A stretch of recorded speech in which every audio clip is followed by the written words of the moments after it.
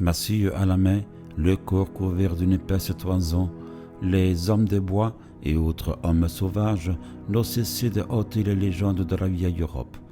Les sculpteurs du Moyen-Âge leur ont même consacré quelques émouvants chapiteaux. Pour les esprits simples, ces créatures sont légendaires et doivent le rester. Elles sont évidemment sorties de l'imagination populaire, toujours fertile. Pour les curieux, une certitude s'impose. Il y a quelque chose. Mais quoi? Les Indiens de l'Amérique du Nord l'appellent Sasquatch. Les Yankees l'ont baptisé Bigfoot, grand pied. Il s'est si souvent manifesté qu'il a presque éclipsé ses confrères, dont la présence est signalée dans des contrées moins accessibles ou moins fréquentées par ceux qui sont avides de publicité.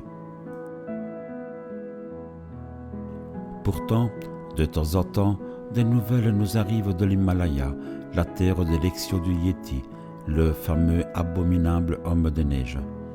Parfois, ce sont de simples mais éloquentes traces dans la neige. Parfois encore, c'est le Yéti lui-même qui se profile sur fond de brume et de tempêtes de neige. De fait, en 1974, une jeune Népalaise est attaquée par un Yéti. Elle gardait son troupeau de yaks dans l'Everest, à plus de 4000 mètres d'altitude. En 1978, Lord et Lady Hunt effectuent un voyage au Népal pour commémorer la première ascension de l'Everest, réussie 25 ans plus tôt. Ils découvrent de gigantesques traces de pas dans la neige tout autour de leur refuge. Leurs photographies sont impressionnantes.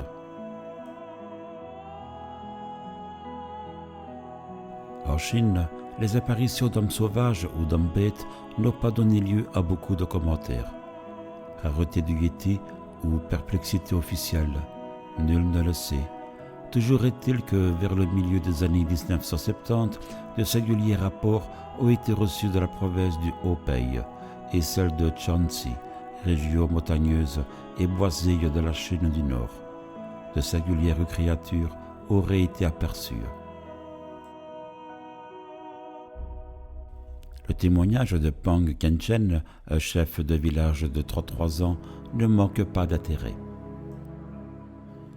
En juin 1977, alors qu'il coupait du bois dans les forêts du Motaibai, dans le centre de Shaanxi, Pang Kenchen a reçu la visite d'un homme velu. Il raconte.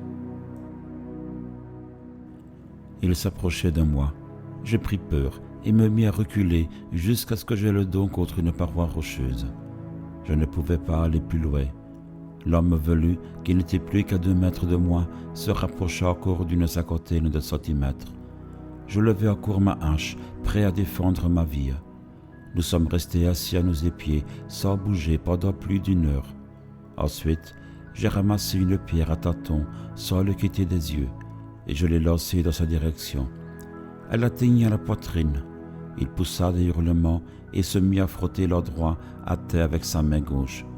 Puis, il se tourna vers la gauche et s'appuya contre un arbre. Il est enfin parti lentement vers le fond du ravin, tout en grognant.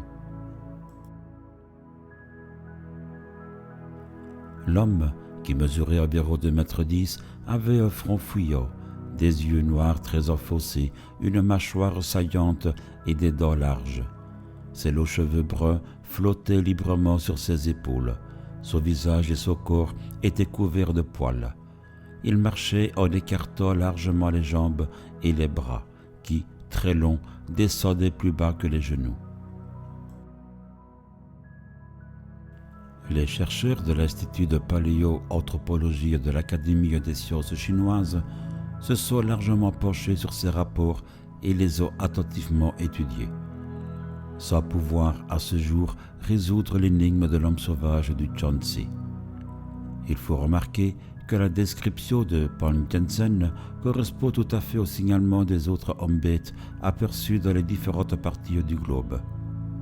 Il faut également noter que, la plupart du temps, le comportement de ces créatures a été sensiblement le même.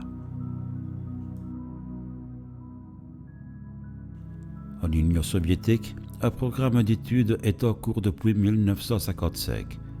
Le docteur Jana Kaufman a été sur la piste des Almas qui hanteraient le Caucase. Elle aurait recueilli plus de 4000 témoignages.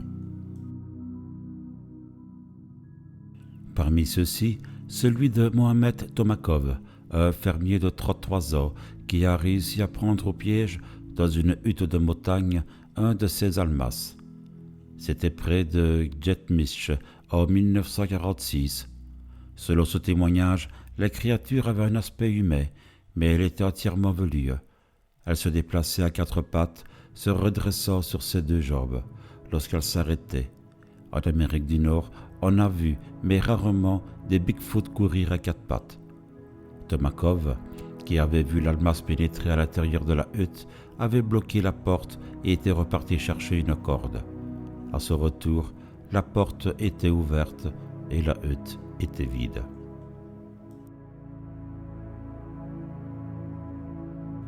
De nombreux témoignages se recoupent quant à la présence d'hommes sauvages dans le Pamir, montagne du RSS, qui prolonge au nord-ouest la chaîne de l'Himalaya.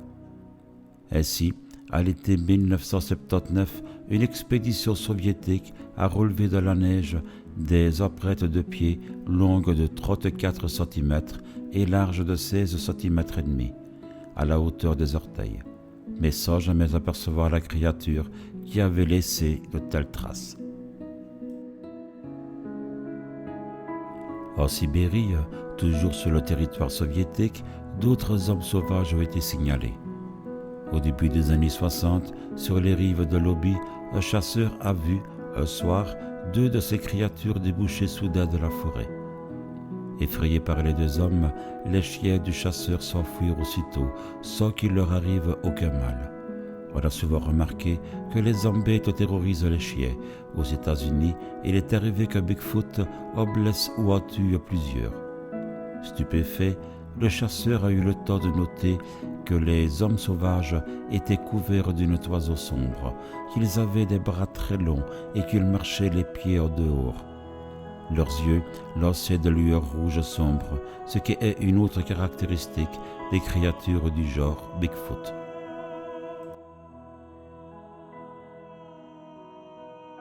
Sur le territoire de la République soviétique de Iakoussie, vers 1920, les villageois ont aperçu un tutuna, un proscrit, ce mot servant dans leur langue à désigner les hommes bêtes occupés à cueillir des baies sauvages.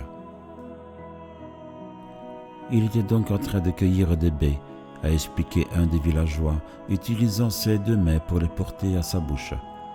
À notre vue, il se dressa soudain de toute sa hauteur, et il était vraiment très grand. Il faisait bien 2 mètres, et passablement maigre. Il se tenait pieds nus, vêtu de peau de daim, et il avait des bras très longs, ainsi qu'une tignasse emmêlée. Sa tête avait à peu près la grosseur de celle d'un homme ordinaire, avec un front bas et des arcades sourcilières très proéminentes, formant comme une visière au-dessus des yeux. Son menton était particulièrement fort, beaucoup plus développé qu'il ne l'est chez les hommes. Malgré tout, taille mise à part, il ressemblait vraiment à un homme. Il détala aussitôt, il courait très vite, faisant un bond tous les 3 pas. Bien des théories plus ou moins satisfaisantes ont été échafaudées à propos des origines du Yéti. Selon une des hypothèses les plus séduisantes, il descendrait du Gigantopithèque, ce singe géant dont on a découvert les fossiles en Inde et en Chine. L'examen de ces restes indiquerait que le Gigantopithèque vivait il y a au moins 12 millions d'années. Toutefois, d'après certains chercheurs, il vivait encore voici 500 000 ans. Pendant ce même intervalle de temps, la chaîne de l'Himalaya a subi une élévation globale de 2500 à 3000 mètres. Du fait de ce brusque changement d'altitude, un grand nombre d'espèces, y compris l'éventuel ancêtre du Yéti, se seraient ainsi trouvés isolés de leur habitat traditionnel. Certains savants affirment que le fait de rencontrer des empreintes de Yéti uniquement au-dessus de la limite des neiges éternelles n'est pas significatif. Ce type de terrain n'est d'ailleurs pas idéal pour supporter le poids de gros mammifères. L'habitat naturel du yéti serait en réalité les vallées boisées situées beaucoup plus bas au flanc des montagnes. Dans ces parages, il est beaucoup plus facile au yéti de se dissimuler grâce à la végétation dense et au brouillard fréquent. De plus, ces régions sont pratiquement inhabitées, de sorte qu'il peut y couler des jours paisibles. Au changement de saison, cependant, il peut être amené, pour gagner les vallées voisines, à franchir des cols enneigés, d'où ces traces de pas aperçues dans la zone de neige.